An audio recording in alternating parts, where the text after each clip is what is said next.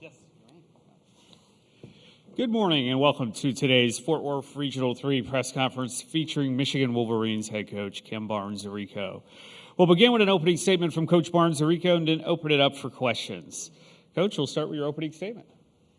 Well, it's great to be here. We're excited to have advanced and have a day off and try to prep for Texas, who's a great program, kind of a little bit of a home game for them. They had a great crowd yesterday, so they are an incredible team, and we're just resting, recovering, and trying to prep for the game tomorrow. But was really proud of our team, thought we did an amazing job yesterday, and happy to still be playing basketball. Again, if you have a question, please raise your hand. And once called upon, please state your name and media affiliation each time. Kirk Bowles from the Houston Chronicle. At least in terms of approach and strategy, do you see Texas as kind of a mirror image of y'all with what y'all try to do with pressing and forcing turnovers? Yeah, that's a great question. They are similar. I mean, we're trying to get to that level of being a consistent Final Four team and having the experience that they have. But, both Madison Booker, Rory Harmon, started as young players in this program and are where they are today and have a tremendous amount of experience and growth. And they only have 3 losses on the season, and that's due to their team sticking together, that core group. But the way that they pressure, the way that they get up, the way that they defend, their toughness, how relentless they are. I mean, those are things that our program definitely prides itself on. Our rebounding, another thing we really pride ourselves on. We've been tested. We're not always the tallest team on the floor. Texas has a little bit more size than us. But we've been tested in every single game. And even, yesterday in the Louisville game, everyone, talked about their rebounding, and we out-rebounded them by 9 at the end of the day. So the rebounding is something that we pride ourselves on as well. But, yeah, I would say we have similar styles for sure. They have a little bit more experience and depth, I would say. But the way we want to play the game is definitely similar. Hey, Kim. Chantel Jennings with The Athletic. If I'm not mistaken, I think Sila's the first player you've had who had international senior team experience coming into college before she played even a possession of college basketball. I'm curious what that experience was like coaching her, given that she had that kind of experience, and if it changed the way that you have even coached other players that haven't had that experience. Yeah, I don't think there probably are very many players in the world that had the experience that Sila Swords had coming into college. I mean, she was an Olympian before she stepped on campus. That's very, very unusual. And I just think those experiences that she had growing up, and I know you guys have been listening to her all week, she sounds like a grown woman. She sounds like not a young college basketball player. She's very mature. She's very experienced. I think growing up in a household of college basketball players and coaches really helped her get ready for her international experience. But she was on the biggest stage in the world, and she performed as a young kid. I think that's different. It's different to coach. Just her experiences and her maturity and her understanding, her IQ. She wants to be pushed. She wants to be challenged. She sees the game at a very high level. She wants to continue to grow. So those are all things from a coaching perspective from the minute she stepped on campus that were really important to her. Like, I want to go to a place where I can continue my development. I want to go to a place where I have that comfort level of being myself. And I think all of her experiences have allowed her to become a leader of our team at a really young age. And that's something that's really unusual. And similar to Naz, and I might have said that the other day, Naz had a lot of international experiences. It wasn't playing with her senior national team. It wasn't an Olympic experience. But I think those experiences allowed Naz to lead us at a very young age. And Sila has done the same. I just think her maturity and her experiences have allowed her to be a tremendous leader for us. Andy Treppick with Michigan Daily. You talked about this game tomorrow being kind of like a home game for Texas, having a similar experience against UConn. and knowing that you guys were able to compete at such a high level in that game, what kind of comfort does that give you heading into tomorrow in a similar situation? Yeah, I think one of the things that we've been able to do since this sophomore class has stepped on campus is to play against the best and to challenge ourselves against the best. And, last year that was opening up against South Carolina, but this year it was going to Connecticut, not at UConn, but to Connecticut to play against Connecticut, to go to New Jersey to play against Vandy, to challenge ourselves to play against Notre Dame on a neutral court. To play against the great teams in our league, but really to challenge ourselves against the best of the best. A lot of programs that were playing in the Sweet 16, we had played in the regular season. And I think that those opportunities are only going to help. And some of them we lost. But one possession games. But those, we needed to be in those experiences to really understand it. And we needed to play Connecticut in Connecticut. So if we are in a situation like we will be tomorrow, that we've had that type of experience. So I think, every situation is a little bit different. This is the Elite Eight. It's not an early season game. So it will be a little bit different. But we were very intentional with our scheduling, and our players wanted that type of schedule to prepare themselves for the end of the season. Good morning, Coach. Billy Soros from the Michigan Daily. Being in the Elite Eight, Michigan is amongst programs with such a rich program history whose student athletes excel in college but also in professional basketball. How does it feel to be here for the second time, but also to be here with this roster, with this group of women? Yeah, our team, we've been doing all kinds of team building activities and spending a lot of time together the last few weeks. And, our team, each individual is bringing different quotes that, mean something or resonate with them. And then we talk about them every day.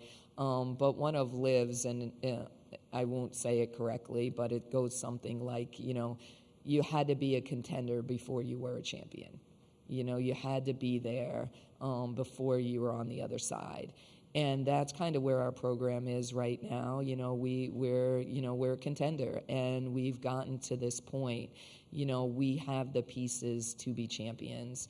So we are in the Elite Eight with a lot of programs that have rich basketball tradition. When you think of the Texases of the world, I grew up as a young kid watching Texas women's basketball. When you think of UConn women's basketball, we all grew up watching UConn women's basketball. Notre Dame, the same thing. So there's a lot of programs that are left that have had rich tradition, but there's one, in the University of Michigan, there's probably more that, you had to be a contender first before you get there. And we have, and those words are coming from the players in our program. And they decided to come to the University of Michigan when they could have gone to the programs that had that rich tradition. But they wanted to do something different. They wanted to be the first to be the champion. They wanted to hang that banner for Michigan. So those are the reasons they came to Michigan when they could have, gone a million other places. But they wanted to do something special here. So we are in new waters, but we are, loving the moment and feel like we have so much more left to give.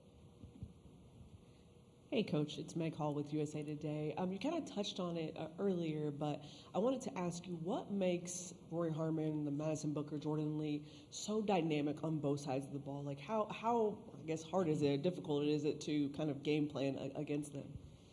Yeah, we're a program, like we talked about a little bit earlier, that prides itself on playing defense and rebounding. And then when you add the talented pieces to it, boy, you have an opportunity to create something really special. Well, Texas, you have Rory Harmon, who's arguably one of the best point guards in the country, that plays both ways. She defends her butt off, 94 feet, as well as playing offense at a really, really high level. When you have someone that's willing to sacrifice and play that hard both ends of the floor, I think that's really special and that's really rare. We feel like our players do the same thing, but that's hard to do. It's not easy to be a point guard and to handle that type of pressure and to run your team and to get everyone involved and all the things that you have to do on the offensive end, but then to be your team's igniter on the defensive end, that's really special. And Madison Booker, I just, sometimes you catch yourself watching her going, oh my gosh, like, is that going to go in? Is that going to go in? And pretty much they go in. She's phenomenal. Her pull-up game is like, you can put it with anyone in the world, and I think, she would win that contest. She just has a knack for the goal. She shoots it and the ball goes in. So she is just a really, really special player. And then I would say Jordan Lee is someone that I recruited for a really long time. I've gotten to know her. I gotten to know her family, and just hearing all this stuff, I know she wants to be a doctor, and I know like how important her academic piece is, but how driven she is. She reminds me of our kids, and she's in that same class with, Olivia and Sila and Mila in our big sophomore class. And, I recruited her. She played USA basketball with some of them. She played Canada basketball with some of them. Our kids really know her well. I really know her well. And just who she is reminds me of our players, like just driven at a really high level, just unselfish. She's on a team with these superstars and these All-Americans, and she finds her way to have a role and contribute on a great team. And I think like the players in our program are the same. Like, how can I help our team be successful? What do I need to do to help our team be great? And if tonight I need to score, then I'll score. If tonight I need to get rebounds, then I'll get rebounds. And those are the kind of kids we have on our team, and Jordan Lee really reminds me of that type of mentality.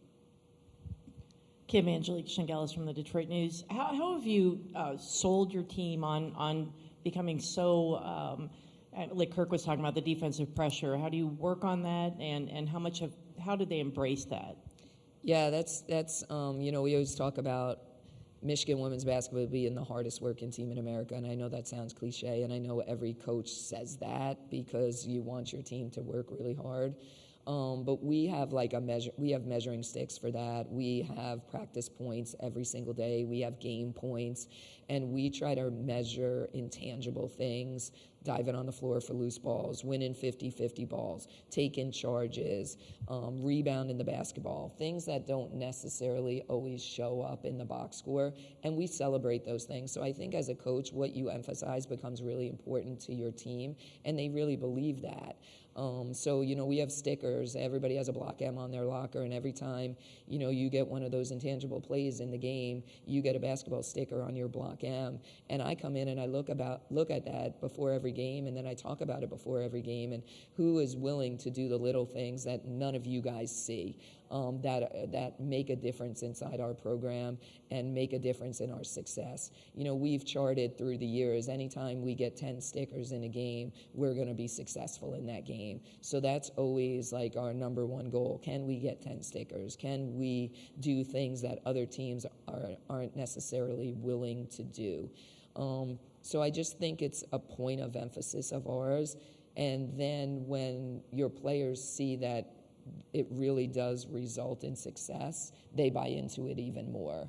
Our defense this year, at the beginning of the year, we were really concerned about our defense. We were like, oh my goodness, like the kids were putting it on their goal sheets. And I'm like, we can't stop anyone. How is this going to be our team goal when, we're not successful in our first scrimmage of the year? But I think our team really made a commitment to the defensive end and to rebounding. And I think when you have someone on your team like Brooke, who really spearheads that, she doesn't take very many shots. She's okay with not taking very many shots. People game plan because she doesn't take very many shots, and she still goes out and impacts the game every single day. And yesterday she had 9 rebounds, 7 on the offensive end, and she's 5'7". There was a game yesterday of a lot of kids 6'3", 6'4", and she was the leading rebounder on the floor at the end of the game. She picked up 94 feet. She really ignited our defense. I know, Louisville's a team that can usually score a little bit more. I think our defense was really disruptive to them, and that's something that we take a tremendous amount of pride in. Coach, thank you for your time today. Thank you, guys. The Michigan locker room is now open until 9:45. Student athletes joining us on a dais at 9:20 will be Olivia Olson, name and media affiliation each time. And then when you are called upon a question, please tell us who you're directing the question to. Good morning and welcome to today's press conference featuring the Michigan Wolverines. Our student athletes joining us today are Olivia Olson, Brooke Quarles-Daniels, and Silas Swords. We'll now open up for questions. If you'll please raise your hand and then we'll get to you. Cedric Golden, Austin, American Statesman. Brooke, you were able to impact the game without scoring as much with 9 rebounds yesterday. Why is that important for you to fill up the stat sheet? And also, your thoughts on the matchup with Rory Harmon, your thoughts on her? Yeah, I mean, I don't know. I think I had about 7 points, so I think definitely I impacted the game offensively. I think with our team thriving off of scoring a lot of our points in transition and offensive rebounds, it really helps our team out within that aspect. I mean, about 30 or 40 points of our team total comes from offensive rebounds in transition and off of turnovers. So I think that's one of the biggest things that I've been able to bring to the team. That's kind of what my game has been prided on ever since playing. Just about Rory Harmon. I mean, she's a seasoned player, 5th-year starter. She's going to be a great matchup for us, and I think, it's going to be a great game ahead of it. Mia Fishman with USA Today. Sila, a big part about this program is, your coach has been here for a very long time. She's done it. She knows what she's doing, and she's very loyal to this program. So what is the value of loyalty when you were coming in as a recruit? Yeah, I think that's something my family's always instilled in me from the very beginning of even just my recruiting process, is recognizing who likes me as who I am, not just as a player, but as a person. And I think that's shown through. I was recruited by Michigan before even moving to the U.S. while I was still playing in Canada, playing high school in Canada. And so she doesn't just say she's loyal. She actually shows you that through her actions, and she recruits loyalty through within her players, and that creates for a very good atmosphere to play in. Andy Trepic with the Michigan Daily. For either one of you guys, just as you guys know, the nature of basketball can be a game of runs, so kind of understanding that, how you make sure that on a Texas run, maybe you guys are sticking to your game plan and not letting the crowd kind of change any of that in your game plan, and then on the other side, when you guys are able to make a run, kind of just working to build off of that and really drive that momentum forward?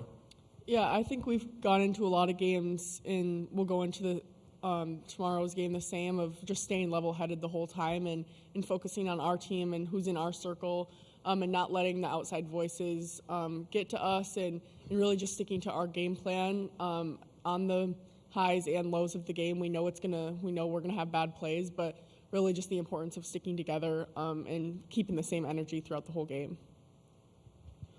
Danny Davis, the Austin American Statesman. Olivia, asking you to look back a couple of years, but what do you remember about Aaliyah Crump and just kind of her game and you guys getting to go at each other back in Minnesota?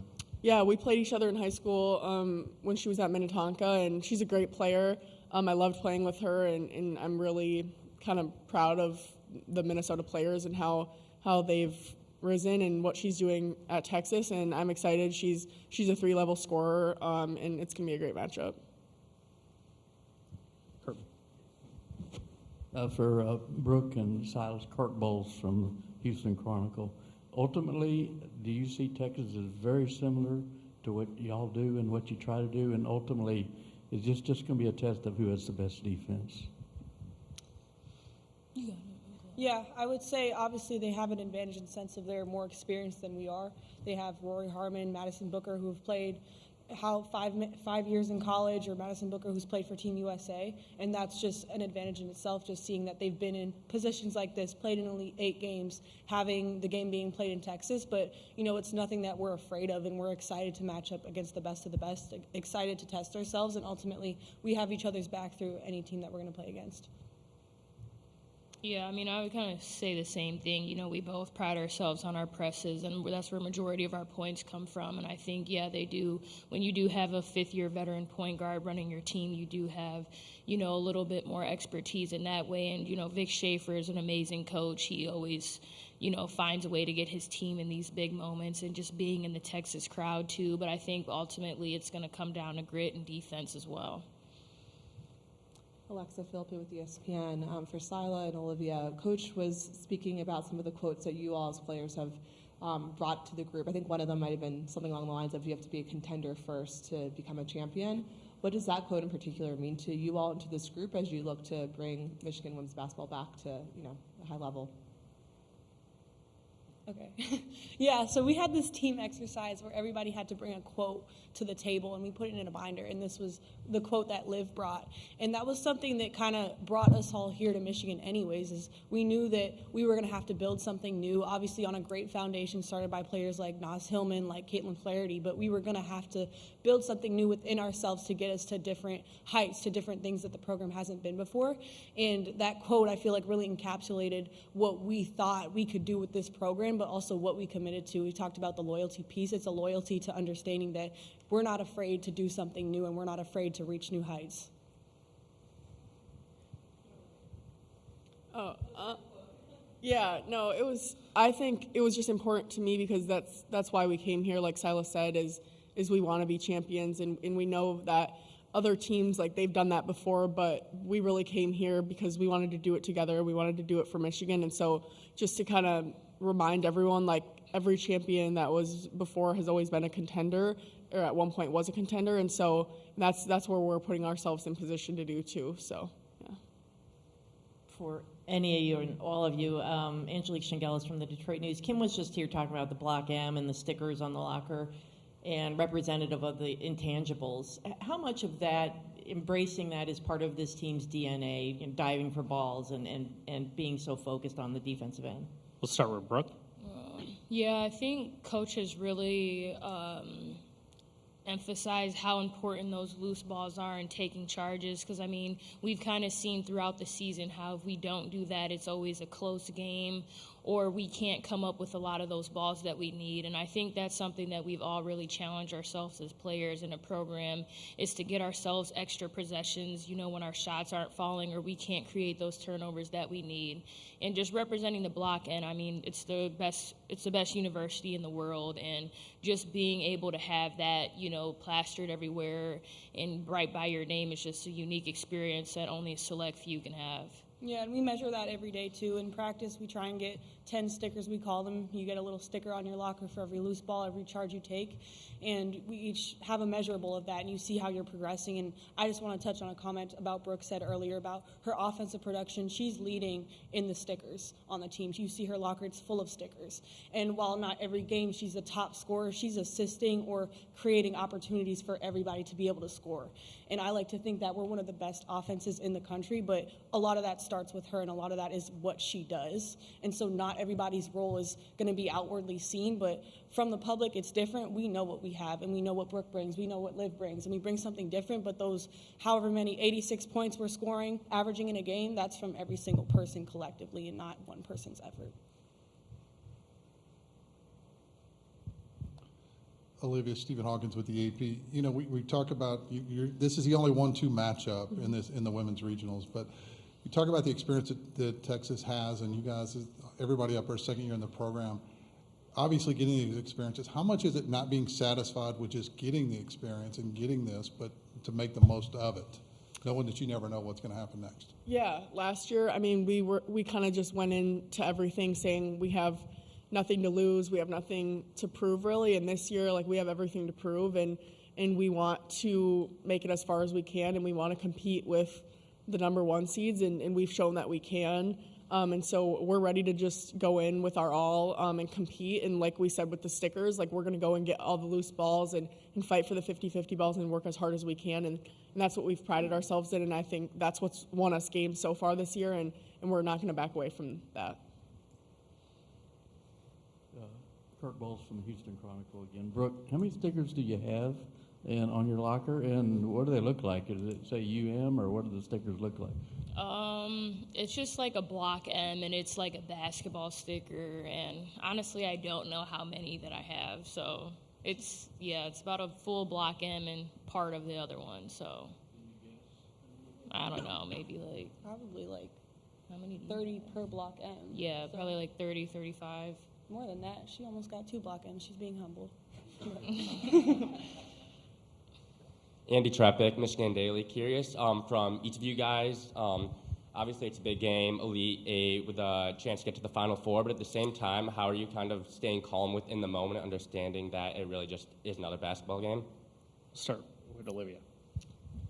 Yeah, we don't want to treat it as something more than just a basketball game. We want to keep our same energy and composure, but we know it's big, and this is what we play for. We played the whole season to get to this moment, and so we're going to keep playing our hardest and keep the characteristics of Michigan basketball. But we want everyone to take another 1% above what they usually give. We want to do a little extra on the scout. We want to do a little extra on prep for the game day. We want to do just a little extra to get over Texas has basically a home crowd, so we need to do as much as we can to prepare for the game, and then once the game time comes, we just need to let it come to us. Any other questions for our student athletes? All right. Thank you for your time today. Thank you. Thank you. The Michigan locker room is open until 9:45. And then at 10 a.m., we'll have Texas coach Vic Schaefer from 10 to 10:15, and then Texas student athletes from 10:20 to 10:35. As a reminder, Hammond Communications will post a recording of this press conference in the NCAA Digital Media Hub at ncaa.veritone.com. Transcripts are provided by ASAP and will be posted shortly. Thank you for joining us.